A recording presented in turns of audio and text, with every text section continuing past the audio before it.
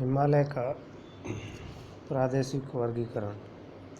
हिमालय का प्रादेशिक अथवा अनुदैर्ध्य वर्गीकरण सिडनी बुर्रार्ड ने प्रस्तुत किया है।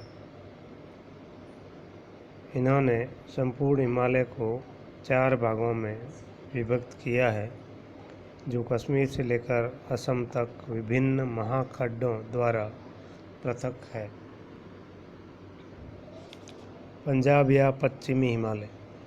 हिमालय की सर्वाधिक चौड़ाई इसी भाग में है। इसका विस्तार सिंधु नदी से सतलज नदी तक है। यह कश्मीर और हिमाचल प्रदेश में 560 किलोमीटर लंबाई में फैला हुआ है, जहाँ काराकोरम, लद्दाख, जास्कर, पीर पंजाल, धौलाधर श्रेणियाँ स्थित है। पीर पंजाल, बनिहाल, जोजिला व बुर्जिल प्रमुख दर्रे हैं। इसके उत्तरी ढाल शुष्क व उजाड़ है, जहाँ कुछ पठारी भूमि व झीलें भी स्थित है। यहाँ हिम रेखा शुष्कता के कारण काफ़ी ऊंचाई पर मिलती है। दक्षिणी ढालों पर सघन वनस्पति पाई जाती है। इसे कश्मीर हिमालय व हिमाचल हिमालय में विभक्त किया जाता है। दूसरा, कुमायूं हिमालय। इसका विस्तार सतलज और काली नदियों के बीच 320 किलोमीटर की दूरी में है, जिसमें उत्तराखंड, उत्तर प्रदेश राज्य आते हैं। नंदा देवी, केदारनाथ, त्रिशूल, गंगोत्री, बद्रीनाथ, कामेत, जावली, बंदरपूंछ आदि स्थल कुमायूं हिमालय में स्थित है। गंगा एवं यमुना के स्रोत गंगोत्री व यमुनोत्री हिमनद व प्रसिद्ध नैनीताल झील, मसूरी, नागटिब्बा श्रेणी इसी भाग में स्थित है। नंदा देवी इस भाग की सर्वोच्च चोटी है। यह मुलिंगला, मानावनीति, तुनजुनला, सालसल, बालचाधुरा, कुंगरीन, बिंगरी दर्रा, लाम्पियाधुरा, मांगसाधुरा, मडीला व लिपुलेख दर्रों द्वारा तिब्बत से जुड़ा हुआ है। नंदा देवी, कामेत व त्रिशूल आदि हिमावृत पर्वतीय शिखरों वाले क्षेत्र को हिमाद्री खंड के नाम से जाना जाता है। नेपाल हिमालय। इसका विस्तार काली व तीस्ता नदियों के मध्य 800 किलोमीटर में है, जिसका अधिकांश भाग नेपाल में होने के कारण इसे नेपाल हिमालय कहते हैं। यह हिमालय का सबसे ऊंचा भाग है, जहां माउंट एवरेस्ट तथा कंचनजंगा, मैकालू पर्वत, धौलागिरी, अन्नपूर्णा, गोसाईनाथ आदि शिखर 8000 मीटर से ऊंचे हैं। इस प्रदेश की औसत ऊंचाई 6250 मीटर है। यहाँ 4500 मीटर की ऊंचाई पर हिमनद स्थित है। यह नाथुला, जलैपला दर्रों द्वारा गंगटोक को लहासा से जोड़ता है। इस प्रदेश में बोमडीला, सीला, दिहांग, देबांग आदि प्रमुख दर्रे हैं। असम हिमालय। इसका विस्तार तीस्ता नदी से दिहांग, सांपो या ब्रह्मपुत्र तक 720 किलोमीटर में है। यह सिक्किम, असम, अरुणाचल प्रदेश आदि राज्यों तथा भूटान में विस्तृत है। इस प्रदेश का मैदान की ओर ढाल तीव्र व पश्चिम में मंद है।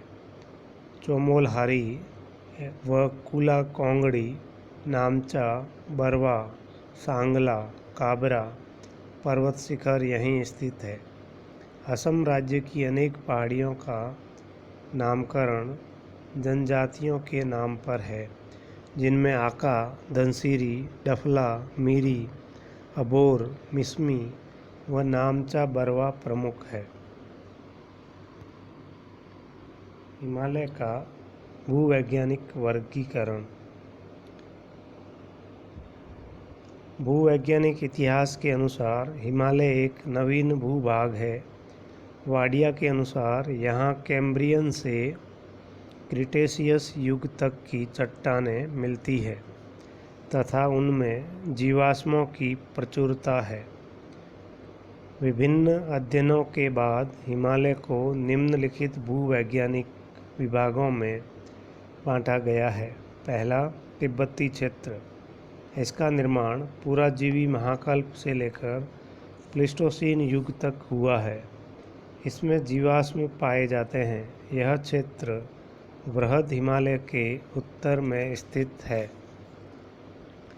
मध्य हिमालय क्षेत्र, इसे समनतिक वलनों वाला हिमालय क्षेत्र भी कहते हैं। इसमें लघु हिमालय के साथ बृहद हिमालय का भाग भी सम्मिलित है, जिसकी रचना ग्रेनाइट जैसी रवेदार तथा शिस्ट व नीस चट्टानों से हुई है। इसमें 60 करोड़ वर्ष प्राचीन पौराणिक क्रम की अवसादी चट्टानें पाई जाती हैं। तीसरा, नापे क्षेत्र।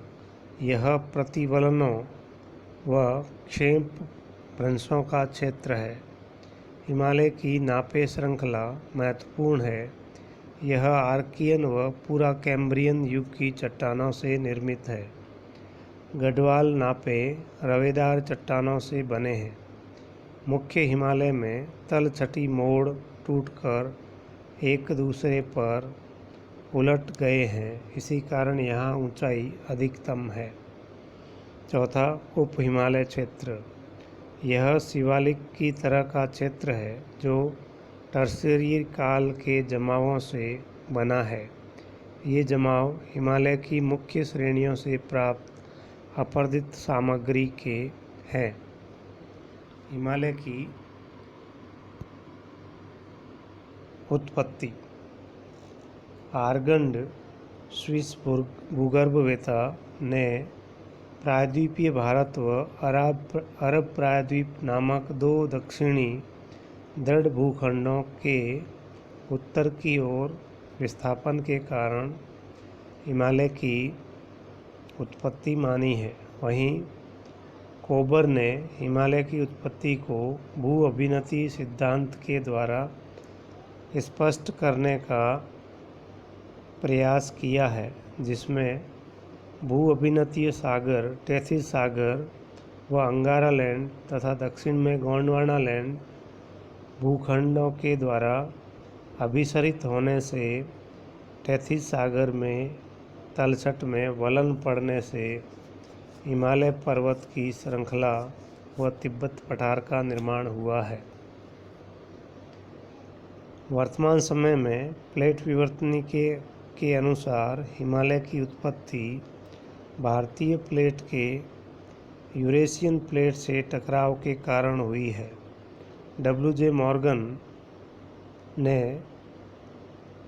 इस संबंध में बताया है कि भारत गोंडवाना लैंड से टूटकर दूर हुआ तो ये उत्तर की ओर गति करता हुआ 40 मिलियन वर्ष पूर्व 10 डिग्री उत्तर से 10 डिग्री दक्षिण अक्षांशों के मध्य अवस्थित हुआ, जो 70 मिलियन वर्ष पूर्व विषुवत रेखा के दक्षिण में 20 डिग्री से 40 डिग्री दक्षिण अक्षांश था।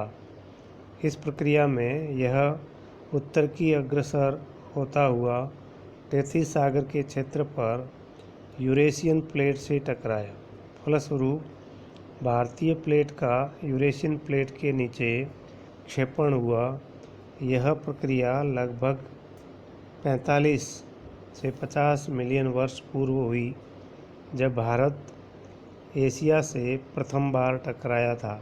इससे पूर्व भारत लगभग 10 सेंटीमीटर प्रति वर्ष की दर से उत्तर की ओर बढ़ रहा था, लेकिन अब यह गति 5 सेंटीमीटर प्रति वर्ष हो गई है।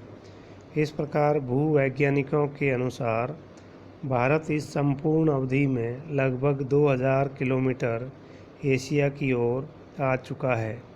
इस स्थिति को भूवैज्ञानिकों ने दंतुरण विवर्तनिकी इंडेंटेशन टेक्टोनिक्स कहते हैं। इस क्रिया के कारण भूकंप, भ्रंशन व क्षेपण की बड़ी घटनाएं उत्पन्न होती है। इस प्रकार प्लेट विवर्तनिकी के अनुसार हिमालय का प्रथम उत्थान उत्तर क्रिटेशियस व पूर्व इयोसीन में हुआ, जब यहाँ विस्तृत विरूपण प्रादेशिक कायांतरण हुआ। द्वितीय उत्थान टेथिस हिमालय में इयोसीन काल में हुआ। तीसरा उत्थान मध्य मायोसीन में हुआ, जब लघु हिमालय में बड़े वलन पड़े। चौथे उत्थान में प्लीस्टोसीन कल्प में हिमालय पदीन भागों का उत्थान हुआ। इसी समय मुख्य सीमा भ्रंश मेन बाउंड्री फॉल्ट बना। पांचवा उत्थान समस्थैतिक उत्थान माना गया है, जब प्लीस्टोसीन कल्प में उच्च हिमालय में हिमावरण का अवसान हुआ। इस प्रकार हिमालय का उत्थान एक नवीन वलित पर्वत क्रम के रूप में अल्पाइन पर्वतन के दौरान हुआ, जिसे भूवैज्ञानिकों द्वारा अब भी जारी माना जाता है। इसकी पुष्टि भारतीय प्लेट के उत्तर की ओर संचलन से होती है। यह भौतिक इकाई भारत के लिए बहुत ही महत्वपूर्ण इकाई है, जो भारत की जलवायु, संसाधन उपलब्धता, संस्कृति व जीवन तथा विभिन्न आर्थिक क्रियाकलापों को प्रभावित करता है। इस दृष्टि से हिमालय का महत्व निम्न तथ्यों के आधार पर अधिक बढ़ जाता है। जलवायुवीय प्रभाव, इसमें उष्णकटिबंधीय जलवायु में हिमालय का ही योगदान है, जो उत्तर से आने वाली ठंडी हवाओं से भारत की रक्षा करता है। इस पर्वतीय क्षेत्र में भारत की अधिकांश नित्यवाहिनी नदियाँ प्रवाहित होती है, जिसमें गंगा, यमुना, ब्रह्मपुत्र, यमुनोत्री तथा उत्तर भारत में इनकी सहायक नदियाँ प्रवाहित होती है। इन नदियों के द्वारा उर्वरा मृदा या मिट्टियों का निर्माण होता है, जो उत्तरी मैदान का निर्माण करती है। इसी मैदानों में भारतीय संस्कृति पल्लवित हुई है। इस क्षेत्र में जैविक संसाधनों की जैव विविधता बड़े पैमाने पर पाई जाती है। इसके अलावा फल उत्पादन, व्यापारिक खेती, खनिज, जल विद्युत उत्पादन, पर्यटन आदि कई कारणों से इसका महत्व भारत के लिए बहुत महत्वपूर्ण है।